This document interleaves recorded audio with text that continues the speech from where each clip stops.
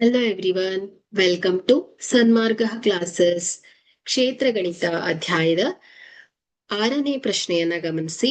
ಸಿಲಿಂಡರ್ನ ಪಾದದ ತ್ರಿಜ್ಯ r ಹಾಗೂ ಎತ್ತರ h ಆಗಿದ್ದರೆ ಅದರ ಪೂರ್ಣ ಮೇಲ್ಮೈ ವಿಸ್ತೀರ್ಣವನ್ನ ಕಂಡುಹಿಡಿಯುವ ಸೂತ್ರವು.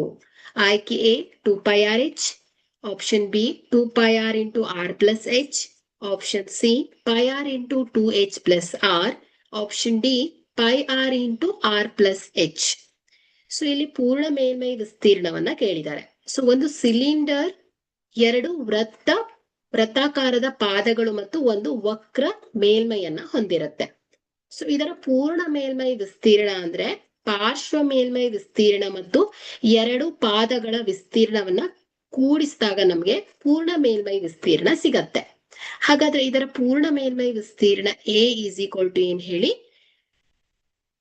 ಸಿಲಿಂಡರ್ನ ಪಾರ್ಶ್ವ ಮೇಲ್ಮೈ ವಿಸ್ತೀರ್ಣ ಪ್ಲಸ್ ಏನ್ ಹೇಳಿ, ಎರಡು ವೃತ್ತಪಾದದ ವಿಸ್ತೀರ್ಣ ಅಲ್ವಾ. ಸೊ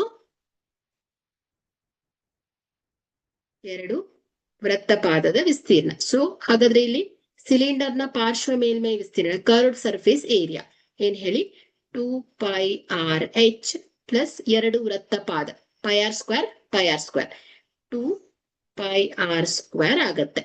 ಸೊ ಇದು ಎರಡು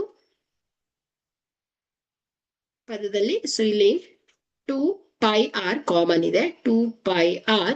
ಸೊ ಇಲ್ಲಿ h ಪ್ಲಸ್ r ಉಳ್ಕೊಳತ್ತೆ. ಸೊ ಹಾಗಾದ್ರೆ ಇಲ್ಲಿ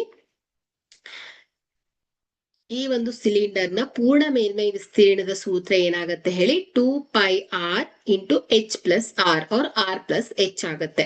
ಹಾಗಾದ್ರೆ ಕೊಟ್ಟಿರುವಂತಹ ಆಯ್ಕೆಯಲ್ಲಿ ಬಿ ಸರಿಯಾದ ಆಯ್ಕೆ ಆಗತ್ತೆ, 2πr into r plus h. Thank you.